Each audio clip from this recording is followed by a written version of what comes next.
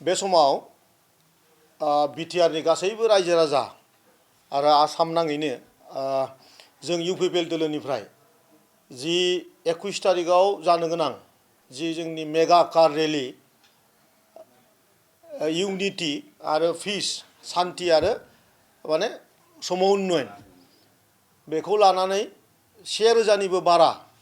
जि गाबोन जोंहा कार रेली जागोन आरो बे कार रेलीयाव बाहागो लानो फैनाय आं गासैबो जोंनि इउपिपिएल दोलोनि लाइमोन गांखंनि आफादगिरि महरै गासिबखौबो आङो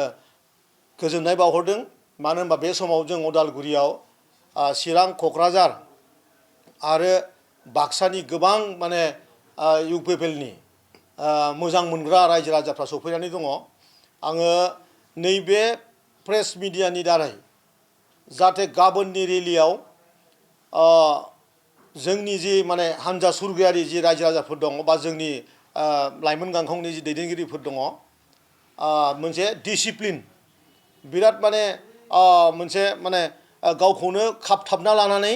जाहाथे बे गोलाव जारनि जिहेतु क'क्राझार दतमायाव जों थाबथाहैगोन माने सिंजों जानानै ओरै मसलपुर जानानै सालबारि जानानै ओंखायनो बेवहाय माखासे मानि हासुनाय खिनायनि बायदिसिना जेंना नुजागोन। बेखायनो जायफ्रा हानजा सुरफागोन बिसोरो जाहाथे गारिफोरखौ लाइनाव सलायो जाहाथे दैखौ माने लोङा बारा माने दै बारा लोङोबा माने उसुबिदा जानो हागौ आरो जानायखौबो जेसे हागौ एसे लाइट जाहाथे जायो माने खम जाहाथे जायो बेखौ बुंखाबाय। आरो जों मसलपुराव जोङो माने मोनसे पेकेट लान्च होगोन आरो जोङो बिजनियाव टि मोनसे जोंहा बेवहाय आयजन दङ आरो बेबायदिनो जोङो दतमायाव थांगोन। बेखिनिखौनो आङो फोरमायनो थाखाय नोंथांमोनखौ लिंहरनाय जादों आरो आं आसा खालामदों गाबोननि रेलीया नर्थ इस्टल' नङा माने आंनि लाइफआव इन्डियायावनो बेबायदि मोनसे माने रेली जागोन आंनो माने बेखौ माने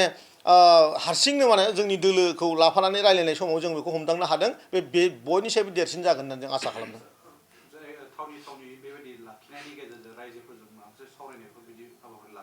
जोङो बेबायदि जेबो प्रग्राम लायाखै खालि जोंनि स्टेन्टेन जों दाख्लैनो बुंखादों जे जोङो गोबाव सम बिपिएफ दोलोजों जेनखांनायनि उनाव जोंनि जि रायजो राजाफोर जोंखौ मोजां मोनग्रा जोंनि वार्कारफोर बिसोरनि गोसोआ हाजारबाबो एसेबाबो डेमेज जाजोबना दङ आरो गाबोननि जि नुथाय जों जे सान्थि मोजां मोनग्रा रायजो राजा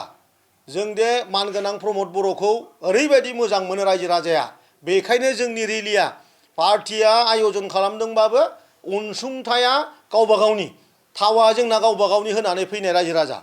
दाहालागै जोङो 500निबो बारा गारिया जोंहा अलरेडि स्टक जाफैदों आरो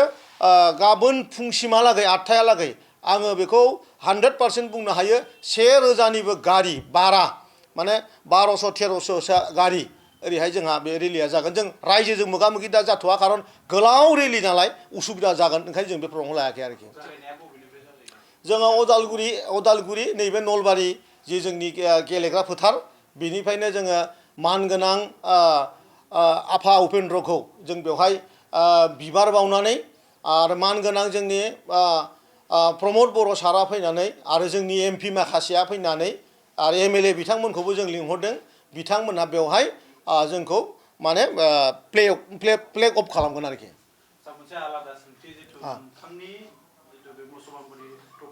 आच्छा बेखौ दिनै ससियेल मिडियायाव जे बिपिएफनि माइनरिटि सेलनि जि नेतारि बिथाङा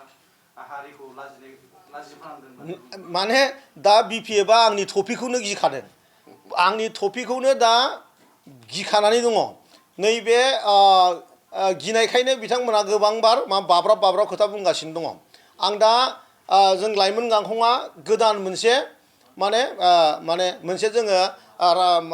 मुस्लिम जोंनि जि माने जातिफोर दङ बिसोरनि खाथियाव थांनो थाखाय जिहेतु इलेक्सन समाव जों बिथांमोनहा बहुत गोजानाव थांदोंमोन बेखायनो बे खाथियाव बिथांमोनखौ लाबोफिननो थाखाय जों आरो मोनसे स्लगजों गोदानहै मोनसे हाबाफारि जोंनि लाइमोन गांखंआ लादों। बेनो जाहैबाय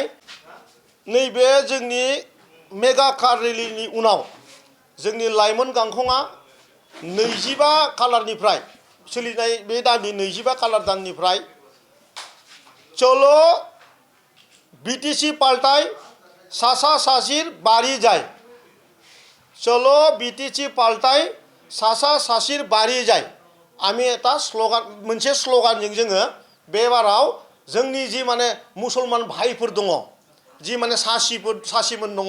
जों बिसिनि न' थांनाय नैबे 6 मास दानाव हाग्रामा महिलारि दैदेननाय सरकारा मा थगायगासिनो दङ मा होननानै थांनाय बिटिसि इलेक्शनाव एथ' बुरजा भट 100 हातांगआव 90 हातांगखौ बिपिएफ दोलोआ लादों बेखायनो खोमायाव खोमा फुसफुस पास सासा सासिनि खोमायाव रायलायनो जोङो 25 तारिखनिफ्राय